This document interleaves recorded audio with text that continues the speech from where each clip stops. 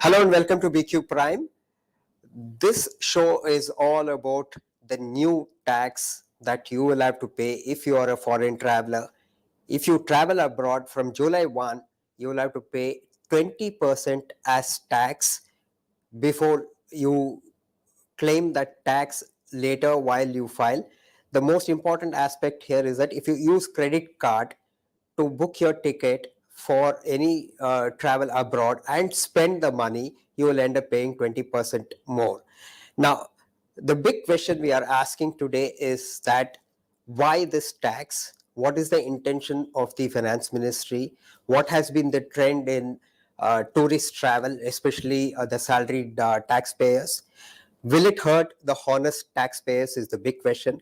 To answer these questions, we are joined by two experts on this show. We have with us Pranav, Sayta, EY India's national leader and international tax, and Punit, Shah, partner at Dhruva Advisors. Gentlemen, welcome to the show. Thank you. Pranav, I'll come to you first. What do you make of this tax? We have seen these kind of taxes in the past, which would look sweeping and then later roll back. Let me take your thoughts on this first. Yeah, so the tax was introduced some time back, but the big thing in this budget that has happened is the TCS rate rather has been increased to 20%, which is huge. The second thing that has happened more recently is that even payments made under international credit cards have been brought under LRS and therefore will be subject to this TCS come July 1, 2023. So from maybe a month from now, all these spendings, even from an international credit cards, will now be subject to this TCS of 20%.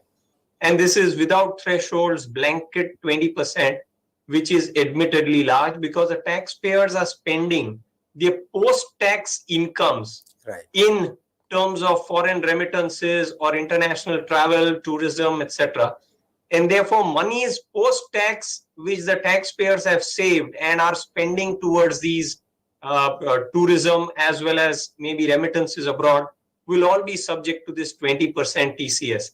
While I do appreciate the government's desire to try and increase the tax base, ensure that taxpayers honestly pay their due taxes, this seems to be going a little overboard because to track a dishonest taxpayer, some small TCS would have been enough. Exactly. To charge TCS at such a high rate seems a little difficult to understand and justify. Exactly. I'll pause there, Murli. Yeah. So let me take this question forward to Punit. Punit, the point here is that how will the finance ministry use this to trap evaders? In fact, credit card itself is a white transaction, isn't it? That's correct. I think just slightly stepping back, and as Pranav rightly mentioned, this is a TCS. It is not a TDS, first of all. So it is actually over and above the amount which you are spending. So if it is 100 rupees which you are spending, the credit card company or the person who is supposed to collect TCS and pay will actually charge you 120. Okay. So the 20 is over and above 100. It is not TDS where it would have been 100 minus 20, which is equivalent to 80, and therefore it doesn't pinch me so much. But here it is 100 plus 20. So that tax is collected and deposited with the government. So that was number one. Second is this tax TCS is on LRS payments. So which is like $250,000 in a year, which is allowed for an individual. And the earlier tax was 5%. That itself was introduced a couple of years back. There was no TCS or TDS at all on LRS for so many years, like last 20 years. Suddenly you have a TCS of 5% and now 20%. So that hurts clearly. That is number two. Number three, the credit card payouts were outside the purview of LRS as per the FEMA rules, as per the exchange control regulations. Now they have brought, or rather they have removed the exemption of credit card spend from the LRS, and therefore the intention of the ministry was, or the RBI was, to to include the credit card payments also as a part of LRS $250,000 limit, which I think is logical, because either you are remitting money outside for expenditure or you are spending through credit card. Correct. So part of $250,000, which is understandable. Hmm. However, the problem is the 20% tax on this additional amount of credit card spent as well, which is going to hurt everybody.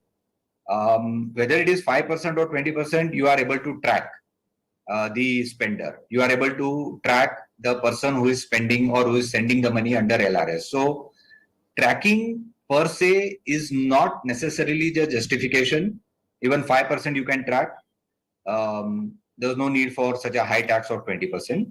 I was just reading some clarification somewhere on the website, maybe on Ministry of Finance website, some form of FAQ or something, which said that 20% should not be a very high number considering the slab rates today, where you would start paying 20% tax after say 20 lakhs of a slab rate, income slab rate, under new scheme, or 15 lakhs under old scheme. And if you are remitting money or you are spending international credit card money abroad, then it is a reasonable presumption that you will have an income of 12 lakhs or 15 lakhs. Yeah. That could be the, Yeah. and hence they've introduced this high rate of 20%. Doesn't mean that it is justifiable. It's unfortunately over and above your normal TDS, etc., which you will anyway be paying on your. Yeah. No. So that assumption does not apply to a large group of taxpayers. If I would say, let me take this to Pranav, because you made that point earlier. It may apply to, let's say, somebody who's paying advance taxes, someone who's kind of HNI, who's investing in capital markets, made crores of rupees, so they have to pay advance tax. For them, it doesn't matter. Maybe that assumption applies to them and not to the salaried taxpayer, as you rightly pointed out, who's already paid the tax, TDS has been deducted and spending out. Your thoughts? Correct. No, absolutely. You have hit the nail on the head, Murli. So the entire proposal, or rather which has now become the law, it's no more a proposal, is counterintuitive. Counterintuitive because if the objective was to really trap a dishonest taxpayer, probably it's not achieving the objective at all and might even be helping them, in the sense that a person who is in business and who has the ability to pay advance tax will adjust his advance tax. Correct. Because of this TCS. But an honest taxpayer who has no way to, evade taxes, no way in which he would ever avoid taxes, he is working in the organized sector, earning salary income, maybe large enough because he is a professional, but at the same time, full TDS has been deducted on his salary. From his post-tax earned income, he is maybe going abroad or remitting abroad. For that, if he has to pay an additional 20%, he cannot adjust it against his TDS. He is not paying advance tax because all taxes are deducted on his income, being a salaried employee. So here is an honest taxpayer spending from his post-tax income, and he is asked to pay another 20%, which is collected from him at source. And that will only come back much later as a refund to him. Obviously, the cash flow that goes immediately for a salaried taxpayer pinches him, and his ability to be able to really deploy his own post-tax money becomes in jeopardy, because he has to effectively pay another 20% tax before he is able to utilize his own tax-paid money. Correct. So I think here honest taxpayers are actually at a disadvantage without any particular merit or without any particular ability to be able to track dishonest taxpayers through this mechanism, because they are already taxed with a much smaller TCS. Correct. Okay, so the next question is, let me put some perspective into the overall numbers that I have obtained from the RBI for the benefit of viewers. How did Indians spend their money under the LRS scheme? Overall, they spent about $24 billion in the 11 months or so, of which 50%, that is $12.5 billion was spent on travel. Maybe this has got the authorities worried that, look, you're spending on wasteful expenditure, because we have seen this in the past. The finance ministry's thinking sometimes is very narrow. Before I go to the broader question, Let me come to you. Punit, do you think it's possible to give exemption to, let's say, salaried taxpayers? And say that, look, if you're a salaried taxpayer and you're paying TDS. See, these days there are many youngsters who are earning 7, 8, 9, 10 lakh. They also travel abroad. So for them, the credit card company also gives them, look, you can pay in 6 months installment. It's not as if they are big wealthy people. They're youngsters, they have aspirations, they pay tax. So the question is it possible for the finance ministry to say that, look, we will exempt salaried taxpayers? Interesting point, Murli. If you look at the TDS provisions on salary today, the employer is supposed to deduct tax on the salary payments.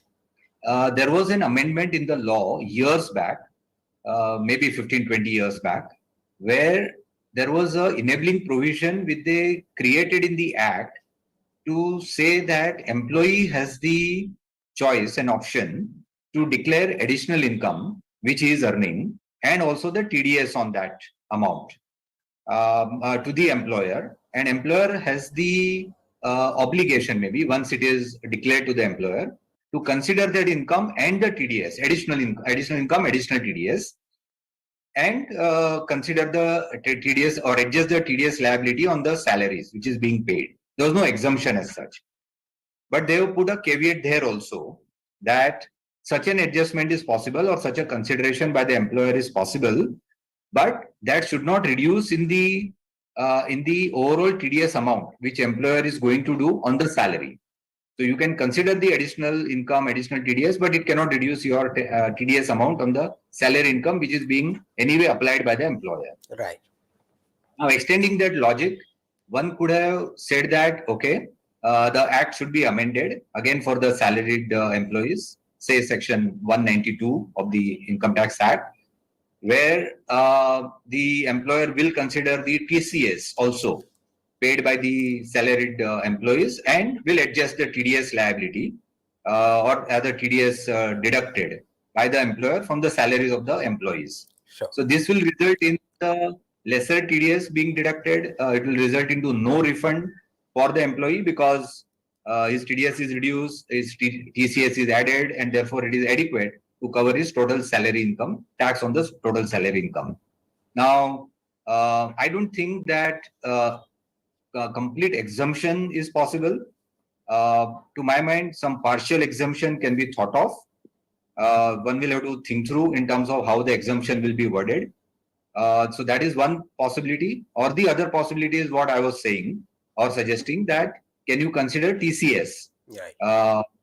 And reduce the TDS which is being applied by the employer on the income or the salary income which is being paid to the employees. I mean, those are the two ways in which it can be done. But I agree with you, Murli, that there is a merit in looking at some of these alternatives. Right. So the next question is, this may or may not yield the desired results of trapping the tax evaders, but then it is surely going to increase the burden of process, the burden of refund. There will be humongous refunds that would happen. Lakhs of people are traveling abroad and spending money. Pranav, your thoughts on the workload that would increase for the IT department? So before I go to that, just 1 minute I'd like to spend on your previous question. Sure. I think there are 4 things that could be done. One is not to have such a high TCS rate. Right. Second, and I think there is a lot of merit in that you can track all these spenders through a small TCS rate. One does not need such a high TCS rate. Second, as you rightly suggested, exempt salary taxpayers. But I don't think first 2 solutions which I just mentioned are going to find favor with the government. A lot of representations were already made, but they have not found favor. The third is, at least for those salary earners who are suffering a TDS, have a much smaller TCS rate. Right. So don't exempt them, track them, but have a much smaller TCS rate, maybe 0.5%, so you can track them. But given that the entire income is bearing TDS through salaries, don't have such a high TCS rate on LRS spending for these individuals. That is the third, which I think possibly can find some favor. And the fourth is, as was rightly said, that one should ensure that the TCS could be taken into account from the salary TDS, which again, I'm not sure will find favor, but it is a third one which I feel may find some favor and one should represent to that effect. Now, coming to, sorry, you had a question, Murli. No, so the question was, this will not serve the purpose, but it will only increase the complications. You have to connect the credit card company. The tax department will have to process a large number of refunds at the end of the year. How will this work? So I think definitely this will increase the burden primarily for two persons. One is the government itself, of course, and the second is from the point of view of the authorized dealers and the taxpayers, right? The taxpayers are, I think, going to be significantly at a disadvantage, harassment, cash flow issues, and so on. But the authorized dealers, I think, will also struggle because in many cases, whether the credit card spend is under LRS or for some business travel or employment related expenses purpose, will be a little difficult to track always. Do they go with the self-declaration of the spender, the taxpayer, or the corporate entity? If the spending is towards medical or educational and so on, does one again go by self-declaration of the taxpayer, or will the authorized dealer or the person who is remitting, the bank which is liable to or under an obligation to collect tax at source, how will it verify the correctness of the claims made by the taxpayer that this is for educational or medical purposes and so on? So all of these issues will arise, apart from the fact that the taxpayer will have to claim this refund in many cases and wait for the refund to come through, which means that either he pays a huge amount of interest for the foreign travel. Many cases, travelers are middle class aspirants, youngsters are traveling already on debt. Maybe credit card is a debt in itself. And on top of that, if on TCS they have to pay a high rate of interest, the refund will fetch a very low rate of interest. And therefore, I think there's going to be a huge deal of compliance as well as harassment issues for various different taxpayers, including authorized dealers. Right. So one last question that I have, Punit and Pranav, both you know this. Punit, I'll come to you for your concluding remarks. In the past also, if I remember my memory serves right, I think Mr. Chidambaram had introduced some tax on withdrawal of cash through ATMs and banks, and the intention was also stated as trapping. Now, these kind of things keep coming. At some stage, the government has to roll back. Now, whether it will happen or not, we don't know. But this could be counterintuitive, and it could lead to, let's say, people saying that, look, I will pay you in rupees, allow me to carry dollar. There must be other means which people would try and find their ways. Legitimate though. Interesting point. You're right. Interesting point. Whether there could be ways to evade these high taxes, I'm not sure. But yes, I'm sure some genius people would think through this and find some loophole to avoid paying this 20% TCS. And that would clearly defeat the purpose of introducing this high level of taxes. I mean, we have always seen that any such high level of taxes would reduce the propensity to pay taxes, to comply with the tax laws. The compliance may actually go down, and therefore lower tax collection, etc. And therefore, you are absolutely right. There could be ways and means where people may try and adopt to try and ensure that this 20% TCS is avoided or not paid on some of this spend which they are making. Yes, it is like a counterintuitive, self-defeating kind of objective, that the purpose was to either trap the evaders or trap some additional population of taxpayers or other people who are not paying taxes but they are spending money. But ultimately that objective may not be achieved if you have such a high level of taxes. Absolutely. So I think clearly there is a merit in relooking at this particular levy, try and reduce it, bring it back to 5% if possible, and try and exempt some of these lower income earning category, maybe including salary income, etc., where the appropriate TDS is being made. Right. Okay. So very clear thoughts and suggestions coming from some of the leading tax experts. Pranav, Punit, thank you so much for taking up this issue with us and helping our viewers and the policymakers. Thank you. Thank you.